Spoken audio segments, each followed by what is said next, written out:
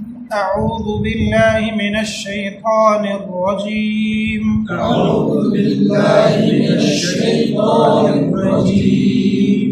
بسم الله الرحمن الرحيم. بسم الله الرحمن الرحيم. ألم نشرح لك صدرك ألم نشرح لك صدرك ووضعنا عنك وزرك ووضعنا عنك وزرك الذي أنقض ظهرك الذي أنقض ظهرك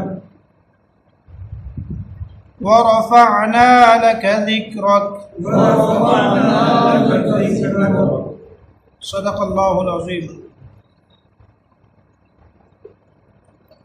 حصہ تجوید. جن حروف کو موٹا کر کے پڑھتے ہیں ان کے ساتھ ان سے پہلے والا حرف یا اس کے بعد والا حرف بھی موٹا نہیں پڑھتے. جیسے لفظ اللہ کو ہمیشہ موٹا کر کے پڑھتے ہیں، یہ لفظ اللہ کی صفت ہے کہ لفظ اللہ ہمیشہ موٹا پڑھا جاتا ہے، لیکن لفظ اللہ کے بعد یہ پہلے والے حرف کو بھی موٹا نہیں کرتے. الیس اللہ بأحکم الحاکمین، لفظ اللہ موٹا پڑھتے ہیں، لیکن اس کا یہ معنی نہیں ہے کہ الیسا کے سین کو بھی آپ موٹا کر کے پڑھیں.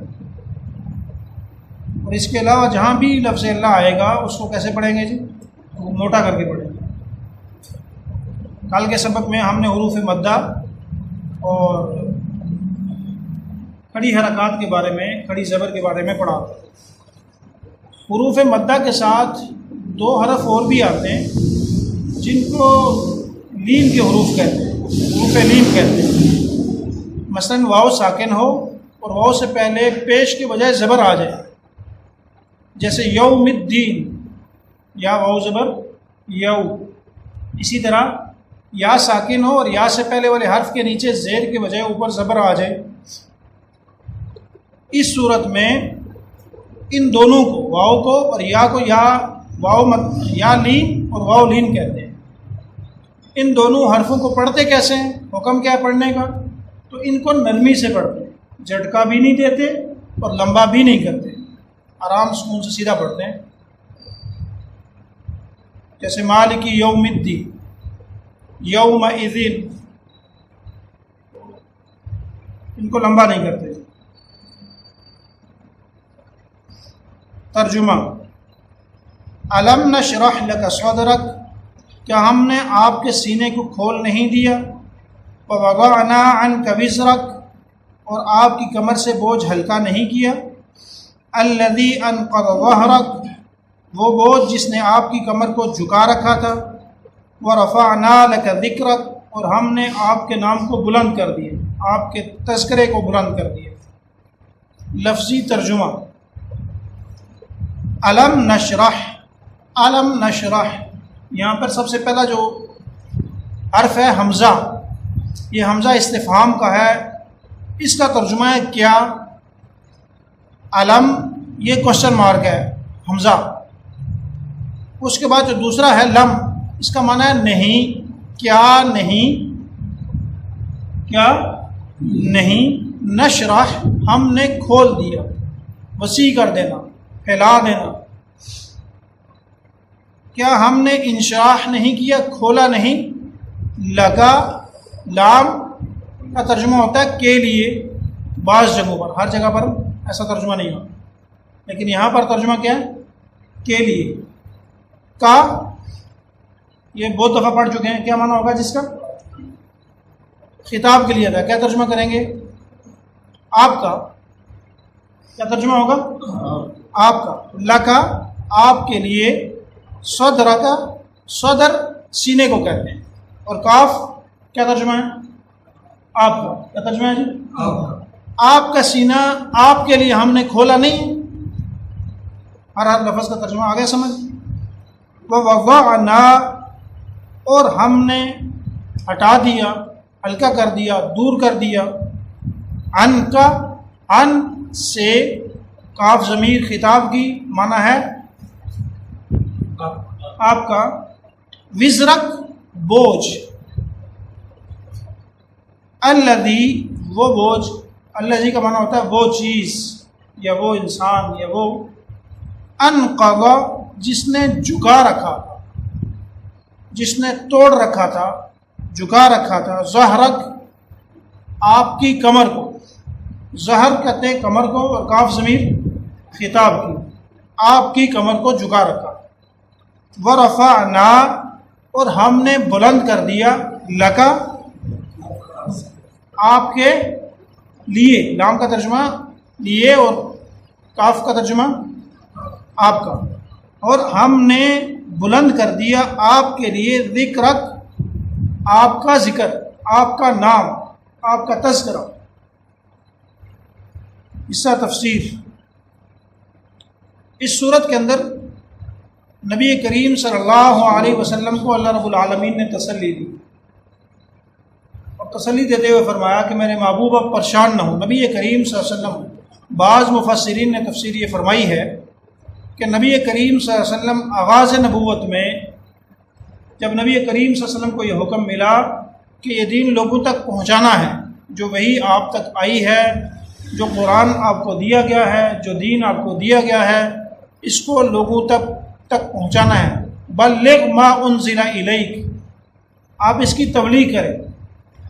تو نبی کریم صلی اللہ علیہ وسلم تھوڑا سا پریشان ہوئے، اور نبی کریم صلی اللہ علیہ وسلم پریشان ہوئے کہ اللہ تعالیٰ نے جو مجھے عطا فرمایا ہے، جو چیزیں مجھے دی ہیں، وہ قرآن ہے، وہ دین ہے، وہ لوگوں تک کیسے پہنچے گا؟ تو اس کے لیے اللہ رب العالمین نے نبی کریم صلی اللہ علیہ وسلم کو تسلی دیتے ہوئے فرمایا کہ پریشان ہونے کی ضرورت نہیں ہے، علم نشرح لک صدرک، ہم نے آپ کے سینے کو کھول دیا اطمینان کے لیے، وسیع فرما دیا، آپ کو بڑا دل دے دیا۔ بعض مفسرین نے یہاں سے مراد وہ نبی کریم صلی اللہ علیہ وسلم کا جو شق صدر کیا گیا تھا، سینے کو چاک کیا گیا تھا، وہ واقعہ مراد لیا، لیکن جمہور مفسرین نے مانا وہ لیا کہ تبلیغ کی وجہ سے، دعوت نبوت کی وجہ سے نبی کریم صلی اللہ علیہ وسلم پریشان تھے، تو اللہ نے کہا کہ ہم نے آپ کا سینہ بھی کھول دیا ہے، اور دوسری نعمت آپ کو دی ہے، وَوَضَعْنَا عَنْكَ وِزْرَكَ، وہ جو بوجھ تھا، جب یہ تو فطرتی طور پر ہے نا، جب کام بڑھ جائے، آپ میں سے اکثر ڈیوٹیوں والے ہیں، تو دفتری کام بڑھ جائے، دکانوں کا کام بڑھ جائے تو ذہن ٹینشن میں رہتا ہے، گھر کے کام کاج بڑھ جائیں تو انسان کے فطرتاً انسان کے اوپر بوجھ آ جاتا ہے، تھکاوٹ سی ہونے لگتی ہے، آدمی تھکنا شروع ہو جاتا ہے، بوجھ بڑھ جاتا ہے۔ تو اللہ کہتے ہیں ہم نے اس بوجھ کو دور کر دیا۔ اس بوجھ کی کیفیت یہ تھی کہ الذی انقض ظہرک، اس نے آپ کی کمر کو جھکا رکھا، آپ کی کمر کو توڑ دیا تھا اس نے۔ سوال یہ ہے کہ اللہ رب العالمین نے اسباب کیا مہیا فرمائے؟ نبی کریم صلی اللہ علیہ وسلم کو فرما رہے ہیں کہ ہم نے آپ کا سینہ کھول دیا۔ یہ ایسی نعمت ہے جو بغیر کسی واسطے کے اللہ رب العالمین نے نبی صلی اللہ علیہ وسلم کو عطا فرمائی، اور آپ کے سینے کو وسیع فرما دیا، آپ صلی اللہ علیہ وسلم کو مطمئن فرما دیا۔ لیکن اللہ فرماتے ہیں ہم نے دوسرا کام بھی کیا، وَوَضَعْنَا عَنْكَ وِزْرَكَ، اس بوجھ کو ہلکا کر دیا۔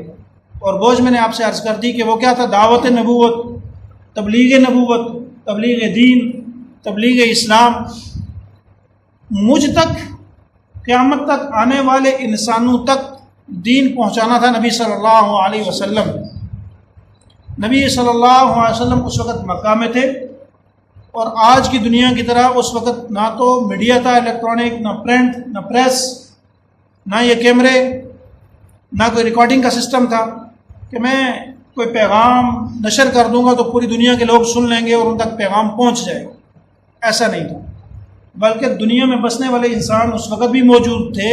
اس وقت ہندوستان، پاکستان تو نہیں تھا، لیکن ہندوستان، افغانستان، ان علاقوں پر، افریقہ کے علاقوں پر، یورپین علاقوں میں بسنے والے انسان موجود تھے، اور نبی نے نہیں آنا تھا آپ صلی اللہ علیہ وسلم کے بعد، چونکہ اب آخری نبی ہیں۔ ہر انسان تک اللہ کا پیغام پہنچانا یہ نبی کریم صلی اللہ علیہ وسلم کا فریضہ تھا۔ نبی صلی اللہ علیہ وسلم اس کی وجہ سے بڑے پریشان تھے، تو اللہ نے نبی صلی اللہ علیہ وسلم کی پریشانی کو دور فرمایا، اور اس کے لیے سبب اللہ تعالیٰ نے جو منتخب فرمایا وہ تھے نبی صلی اللہ علیہ وسلم کے شاگرد، وہ تھی جماعت نبوت۔ اللہ تعالیٰ نے فرمایا گویا کہ میرے محبوب آپ پریشان نہ ہوں، میں فارس سے سلیمان کو لاؤں گا، آپ کا پیغام فارس تک پہنچے گا۔ میں حبشہ سے بلال کو لاؤں گا، آپ کا پیغام حبشہ، تو گویا جو صحابہ نبی کریم صلی اللہ علیہ وسلم تک پہنچے، ان کے ذریعے سے نبی صلی اللہ علیہ وسلم کا بوجھ اللہ نے ہلکا کیا۔ اور جو جماعت صحابہ ہے انہوں نے کوئی چھوٹا کام نہیں کیا، وہ جو بلغ ما انزل الیک کا حکم تھا، دین کو انسانوں تک پہنچانا، نبی صلی اللہ علیہ وسلم نے حجۃ الوداع کے موقع پر بھی فرمایا تھا کہ کیا میں نے دین تم تک پہنچا دیا؟ تو صحابہ نے بیک زبان کہا تھا کہ جی ہاں، ہم تک آپ نے دین پہنچایا نہیں، پہنچانے کا حق ادا فرما دیا۔ تو فرمایا نبی صلی اللہ علیہ وسلم نے کہ غائبین تک پہنچانا یہ تمہارا کام ہے، تم نے پہنچانا ہے۔ تو نبی کریم صلی اللہ علیہ وسلم کے اوپر جو بوجھ تھا، اس بوجھ کو دور کرنے کے لیے، اس کو ہلکا کرنے کے لیے اللہ رب العالمین نے بندوبست فرمایا صحابہ۔ آج جو ہمیں قرآن محفوظ ملتا ہے، اس وقت لکھانے کا رواج نہیں تھا، اتنا زیادہ لکھنے لکھانے کا رواج نہیں تھا، چیزوں کو محفوظ رکھنے کا اتنا رواج نہیں تھا۔ لکھا جاتا تھا پتھروں کے اوپر، ہڈیوں کے اوپر، چمڑوں کے اوپر، پتوں کے اوپر، اور تعلیم کو اتنی اہمیت نہیں دی جاتی تھی۔ اس وقت پڑھے لکھے لوگوں میں ابو جہل تھا، دشمن نبوت، نبی صلی اللہ علیہ وسلم کا دشمن، یہ پڑھا لکھا آدمی تھا۔ ایک اور بات ضمن آ گئی، یہ جو دنیاوی تعلیم ہے نا، یہ نجات کے لیے نہیں ہے، کامیابی کے لیے نہیں ہے۔ اگر ہوتی تو ابو جہل کے پاس دنیاوی تعلیم تھی، فنون تھے، پیسہ کمانے کی چیزیں اس کے پاس تھیں، لیکن کامیابی نہ مل سکی، نہ دنیا کی نہ آخرت کی۔ برابر ضمن آگے بات، تو اس وقت لکھنے لکھانے کا تو رواج نہ تھا، تو اللہ نے قرآن کو محفوظ رکھنے کے لیے جماعت صحابہ کا انتخاب فرمایا۔ اور اگر ایسی جماعت کا اللہ انتخاب فرماتے جس میں شکوک و شبہات ہوتے، کوئی اٹھ کر آج کے زمانے میں یا آج سے بعد اٹھ کر کہتا کہ ابوبکر صدیق وہ ٹھیک نہیں تھے، ان کی فلاں فلاں غلطیاں ہیں، فلاں فلاں چیزیں ان میں، حضرت عمر ٹھیک نہیں تھے، حضرت عثمان ٹھیک نہیں تھے، حضرت علی ٹھیک نہیں تھے، حضرت معاویہ کاتب قرآن ٹھیک نہیں تھے، تو معنی کیا ہے کہ وہ دین کو، قرآن کو مشکوک کر۔ ظاہری بات ہے قرآن ہمیں ان کے توسط سے ملا ہے، ہمارے اوپر تو وہی آئی نہیں ہے، نہ آج کے زمانے میں وہی آئی ہے، وہی تو ان پر آئی۔ اور ان کا انتخاب عام انسانوں نے نہیں کیا، انتخاب کس نے فرمایا تھا؟ یوں کہہ دینا کہ جب نبی صلی اللہ علیہ وسلم تھے تو وہ ساتھ تھے، جب نبی صلی اللہ علیہ وسلم چلے گئے تو انہوں نے ساتھ چھوڑ دیا، یہ بات بھی داغ ہے انتخاب رب العالمین پر، یہ کسی انسان کا انتخاب نہیں ہے۔ اور میں بہت دفعہ عرض کر چکا ہوں کہ صحابہ کو جو چنا گیا یہ کوئی عام دوستی یاری کی بنیاد پر نہیں ہے۔ نبی کریم صلی اللہ علیہ وسلم وہ ذات ہیں جو نبوت سے پہلے پورے مکہ کے دوست تھے، پورے مکہ کے محبوب ترین انسان تھے، مکہ کے لوگ نبی صلی اللہ علیہ وسلم پر جان دیا کرتے تھے، لیکن جب بات آئی نا اسلام کی، جب بات آئی دین کی، جب بات آئی قرآن کی، تو ساتھ جو بیٹھنے والے دوست یار، محلے دار، عزیز رشتہ دار، انہوں نے ساتھ چھوڑ دیا۔ تو پتہ یہ چلا جب اللہ نے منتخب کیے ہیں وہ انتخاب ایسے ہی نہیں کرنی، وہ با اعتماد دلوں کے اوپر اللہ نے نظر فرمائی، انسانوں کے دلوں کے اوپر، تو جو سب سے بہترین دل تھے وہ اللہ نے نبی صلی اللہ علیہ وسلم کو عطا فرمائے، تاکہ قیامت تک آنے والا کوئی انسان انگلی اٹھا کے یوں نہ کہہ سکے کہ حضرت معاویہ کی فلاں فلاں غلطی ہیں، قرآن میں فلاں فلاں آیات انہوں نے شامل کی، حضرت علی رضی اللہ تعالی عنہ فلاں فلاں چیزیں انہوں نے شامل کی، ایسا سوال ہی نہ پیدا ہو سکے، ایسا انتخاب فرمایا۔ پھر فرمایا کہ ان کے ذریعے سے وَوَضَعْنَا عَنْكَ وِزْرَكَ الَّذِي أَنْقَضَ ظَهْرَكَ، میرے محبوب جو ہر وقت پریشان رہتے ہیں، آپ ہر وقت کڑتے رہتے ہیں کہ اللہ نے جو وحی مجھے عطا فرمائی ہے یہ ہر انسان تک کیسے پہنچے گی، قیامت تک آنے والے انسانوں کے لیے کیسے پہنچے گی، کیونکہ آپ کے بعد کسی نبی نے نہیں آنا۔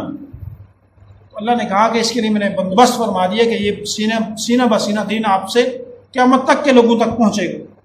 اور پھر آپ کا تذکرہ بھی میں نے اتنا بلند کر دیا، اللہ فرماتے ہیں وَرَفَعْنَا لَكَ ذِكْرَكَ، اللہ فرماتے ہیں جہاں میرا نام ہوگا محبوب ساتھ ساتھ تیرا نام بھی ہوگا۔ وہ نماز ہے، وہ اذان ہے، وہ حج ہے، جہاں بھی ہم اللہ کا نام دیکھیں گے ساتھ نبی صلی اللہ، بلکہ اس سے بڑھ کر بات اللہ نے کہا میری رضا میرے محبوب کی رضا میں، میری اطاعت، من یطع اللہ یطع، میری اطاعت ہی کس کی اطاعت میں ہے جی؟ رسول اللہ صلی اللہ علیہ وسلم کی اطاعت میں ہے۔ اللہ نے اتنا تذکرے کو بلند فرمایا، اتنا نام کو بلند فرمایا۔ وَرَفَعْنَا لَكَ ذِكْرَكَ، اگلی آیات میں تذکرہ ہے فَإِنَّ مَعَ الْعُسْرِ يُسْرًا، إِنَّ مَعَ الْعُسْرِ يُسْرًا، کہ پریشانی کے بعد ہمیشہ آسانیاں ہی آیا کرتی ہیں۔ یہ نبی صلی اللہ علیہ وسلم کی جو پریشانی تھی، اللہ نے فرمایا کہ اس پریشانی کو میں دور فرما دوں گا۔ کل کے سبق میں انشاءاللہ ان کو پڑھیں گے۔ محرم کا آغاز بھی ہو چکا ہے، نماز کے بعد بھی عرض کی کہ کم از کم آج کے دن اپنا کوئی ٹارگٹ سیٹ کریں۔ پہلا دن ہے سال کا، پہلی شام ہے سال کی، آغاز ہو چکا، تو اپنی نوعیت سے، اپنی ذاتی زندگی کو دیکھتے ہوئے کہ مجھے کن کن چیزوں میں امپروومنٹ کی ضرورت ہے، کون کون سی چیزیں ایسی ہیں جو میری زندگی میں ہونی چاہیے اور نہیں ہیں، میں اپنے اعتبار سے زیادہ جانتا ہوں، آپ اپنے اعتبار سے بہتر جانتے ہیں۔ تو یہ انتخاب فرمائیں کہ میں نے یہ کام کرنے ہیں، اور بہت بڑے ٹارگٹ سیٹ نہ کریں، بہت بڑی منزلیں سیٹ نہ کریں۔ بندہ پہنچ نہیں پاتا، مایوسی کی بنیاد پر 2 دن کرتا ہے پھر چھوڑ دیتا ہے۔ سب سے خوبصورت عمل کیا ہے؟ 100 رکعت نفل ایک آدمی پڑھتا ہے اکٹھی، اور ایک روزانہ 2 نفل پڑھتا ہے، تو 2 رکعت نفل پڑھنے والا افضل ہے 100 رکعت پڑھنے والے سے۔ جو روزانہ 2 رکعت پڑھتا ہے نا، وہ ایک ہی دفعہ 100 پڑھنے والے سے زیادہ اللہ کو محبوب ہوا کرتا ہے۔ تو چھوٹا ٹارگٹ سیٹ کریں جو آسانی کے ساتھ پورا ہو سکے۔